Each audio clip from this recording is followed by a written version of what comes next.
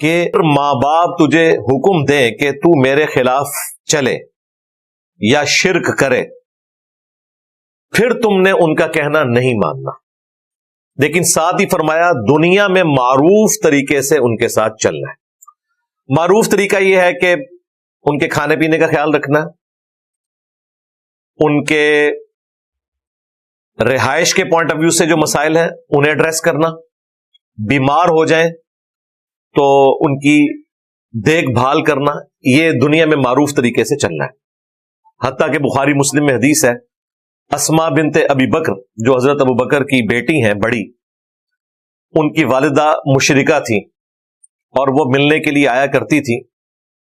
انہوں نے رسول اللہ صلی اللہ علیہ وآلہ وسلم سے پوچھا کہ میری ماں مشرکہ ہے، کیا میں اس کے ساتھ حسن سلوک کروں؟ تو آپ نے فرمایا دنیا میں معروف طریقے کے ساتھ اس کے ساتھ حسن سلوک کرنا ہے۔ لیکن بسا اوقات اس حسن سلوک میں ایگزیجریشن آ جاتی ہے۔ اکثر جذباتی قسم کی آپ کو تقریریں سننے میں ملیں گی کہ جی ماں باپ کے کہنے پہ تو بیوی کو بھی طلاق دے دینی چاہیے۔ اگر ماں باپ کے کہنے کے اوپر بیوی کو طلاق دینی ہے تو پھر تو شادی کرنے کی ضرورت ہی نہیں۔ اس کی وجہ ہے کہ یہ ہو ہی نہیں سکتا کہ شادی کے بعد ساس کا اور بہو کا کنفلکٹ نہ آئے، پھر تو ہر گھر میں طلاق عام ہونی چاہیے۔ پھر تو قرآن و سنت میں یہ تعلیمات ہونی چاہیے کہ شادی کرو اور پہلے ہی ہفتے طلاق دے دو۔ لیکن قرآن و سنت میں تو بالکل اس کے اپوزٹ باتیں ملتی ہیں۔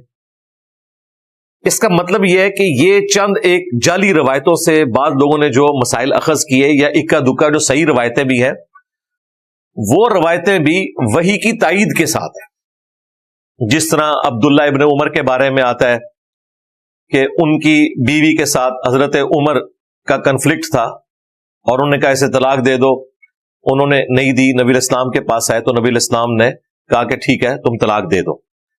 اب نبی صلی اللہ علیہ وآلہ وسلم کو تو وحی کی تائید حاصل ہے، وہ اگر کسی سے فرما رہے ہیں تو وہ صرف زبانی کلامی نہیں کہہ رہے، اس چیز کو نبی الاسلام نے کہیں مشروع نہیں فرمایا، ورنہ حدیثیں یوں ہوتی کہ جب ماں باپ تمہیں طلاق دینے کا کہیں تو فوراً اپنی بیوی کو طلاق دے دو۔ تو پھر سب سے پہلے تو سارے صحابہ کرام بغیر بیویوں کے بیٹھے ہوتے، کیونکہ یہ کنفلکٹ تو شروع سے چل رہا ہے اور جوائنٹ فیملی سسٹم میں یہ نیچرل ہے۔ اس کے الٹ ضرور ملتا ہے، قرآن میں بیوی کے ساتھ، بچوں کے ساتھ، ماں باپ کے ساتھ حسن سلوک کا ذکر ہے، طلاق کو آخری درجے تک اوائڈ کرنے کا ذکر موجود ہے، اور احادیث میں تو جس طریقے سے کھول کھول کر نبی الاسلام نے بیان فرمایا اس کے بعد تو گنجائش نہیں رہتی۔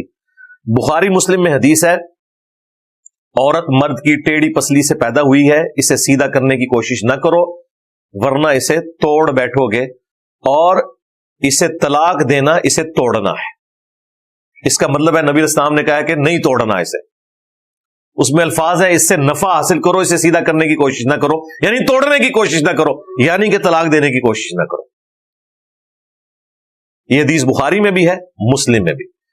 مسلم شریف میں تو اتنی حیران کن حدیث ہے، نبی الاسلام نے فرمایا شیطان کا تخت پانیوں پہ لگا ہوا ہے، شام کے وقت سارے چیلے آ کے اسے رپورٹ کرتے ہیں آج ہم نے فلاں شخص سے فلاں گناہ کروایا، فلاں شخص سے فلاں گناہ کروایا۔ شیطان خوش نہیں ہوتا، بڑا بڑا گناہ وہ گنواتے ہیں، بدکاری کا، چوری کا۔ ایک چیلا آ کے کہتا ہے آج میں نے میاں بیوی کے درمیان جدائی کروا دی ہے، شیطان اسے گلے لگا لیتا ہے کہ اصل کام تو نے کیا ہے۔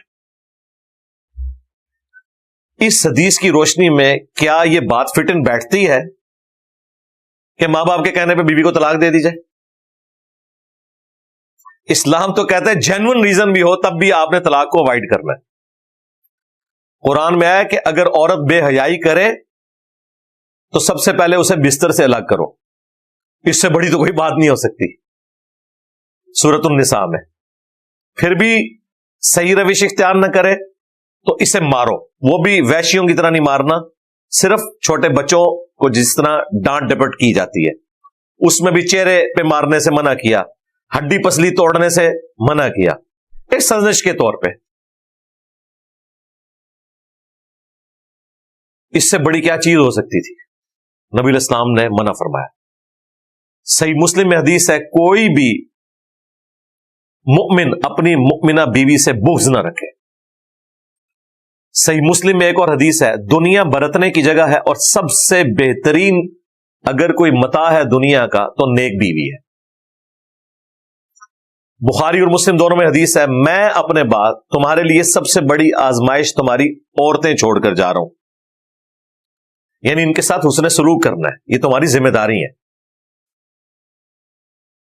یہاں پر ہمارے پنجاب کے معاشرے میں بوڑھے لوگ جن کے ساتھ نوجوانوں کی دوستیاں ہوتی ہیں وہ انہیں شادی سے پہلے پٹی پڑھا دیتے ہیں کہ اپنی بیویوں کو دبا کے رکھنا ہے، کیونکہ انہوں نے یہی کچھ کیا ہوتا ہے. اور اینڈ رزلٹ آپ لوگوں کے سامنے ہے، پوری زندگی میاں بیوی لڑتے رہتے ہیں.